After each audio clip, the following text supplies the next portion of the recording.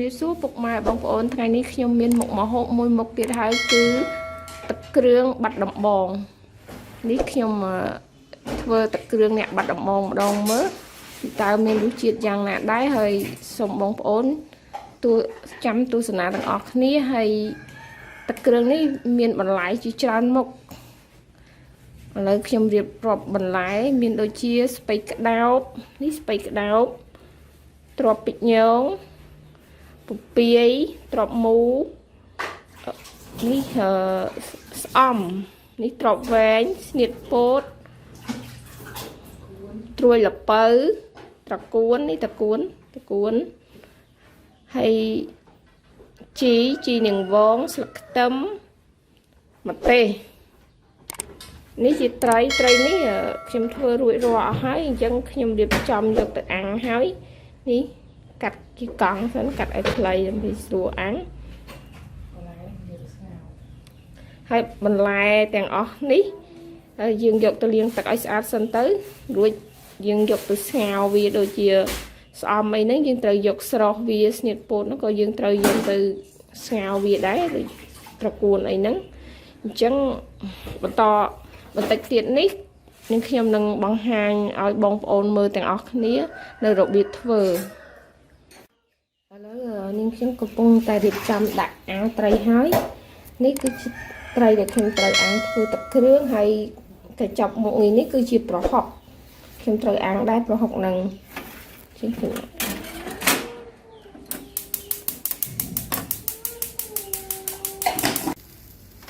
ឡូវត្រីដែលយើងអាំងមិញបានឆ្អិនហើយបងប្អូនប្រហុកអីក៏បានឆ្អិនដែរ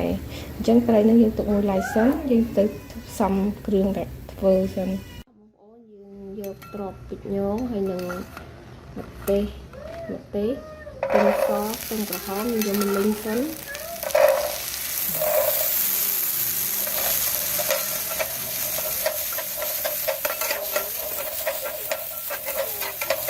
យើងឲ្យយើងក្រហមទៅ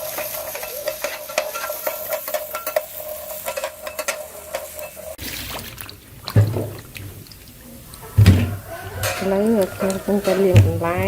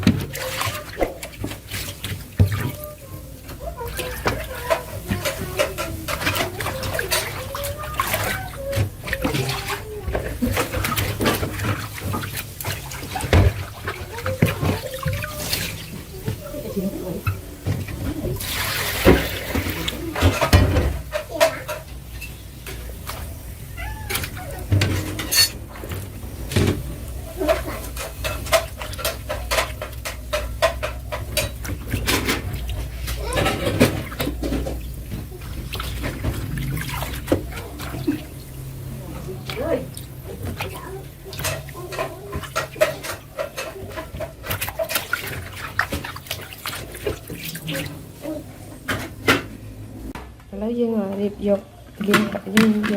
បន្លែស្អាតហើយឥឡូវយើងយកមកដាក់ស្ងោរយើងស្ងោរ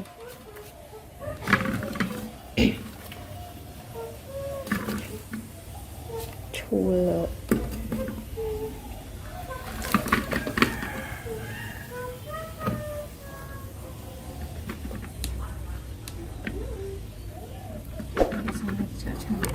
ពេលយើងហូបឆៅដល់នេះដាក់ស្ងោរអត់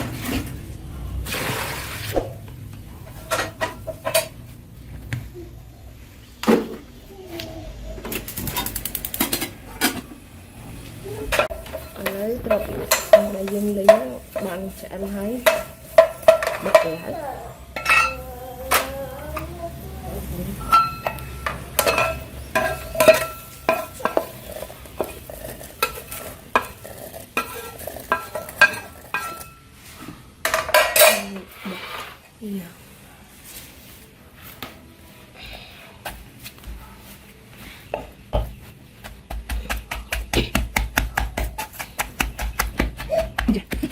ឈួល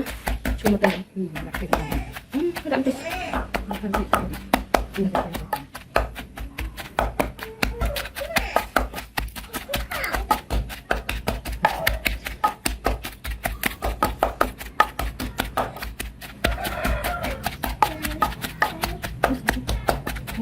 ឥឡូវយើងបុកទ្របពីញងចិត្តម៉ត់ហើយឥឡូវយើងត្រូវបេះត្រីហ្នឹងដាក់បុកជាមួយនឹងទ្របពីញងហ្នឹងឈួលម្ទេសហ្នឹងឥឡូវទ្របពីញងយើងហ្នឹងយើងបុកបានម៉ត់ហើយឥឡូវយើងដាក់ត្រីដែលយើងអាំងមិញហ្នឹងដាក់ចូលទៅ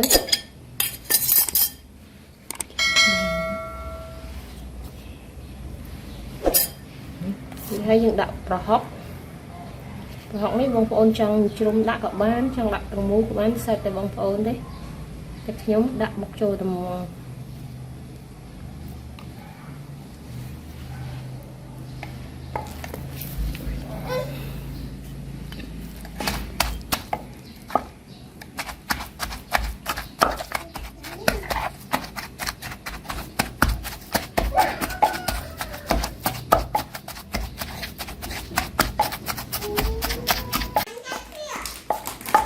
យើងយកហូបăn đi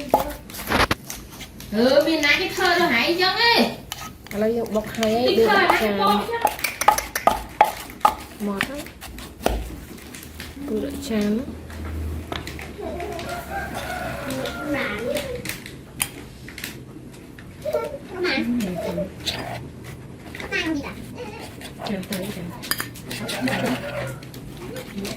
តែគេយើងផ្សំគ្រឿងក្នុងទឹកគ្រឿងយើងតែម្ដងហើយយើងចាក់ទឹកមិញចូលបន្តិចហើយ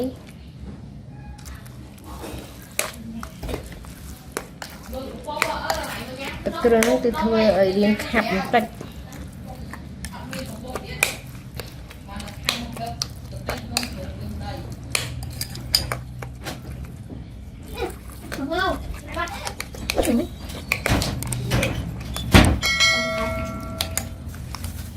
ហើយយើងដាក់គ្រឿងមានដូចជាស្ករស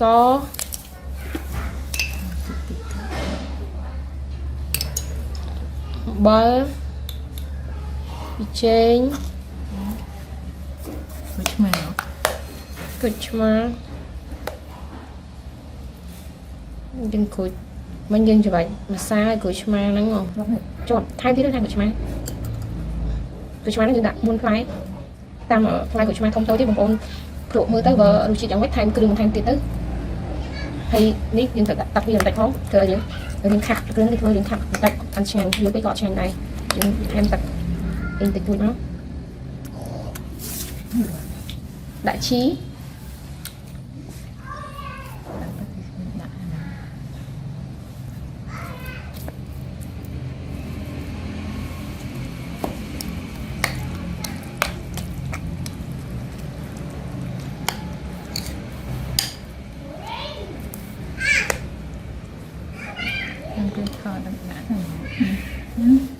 ឥឡូវទឹកគ្រឿងយើងហាក់ក៏រួចរាល់ហើយដែរ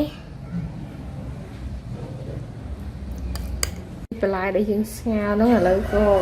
ឆ្អិនរួចរាល់ដែរបន្លែយើងឥឡូវយើងស្រង់ហ្នឹង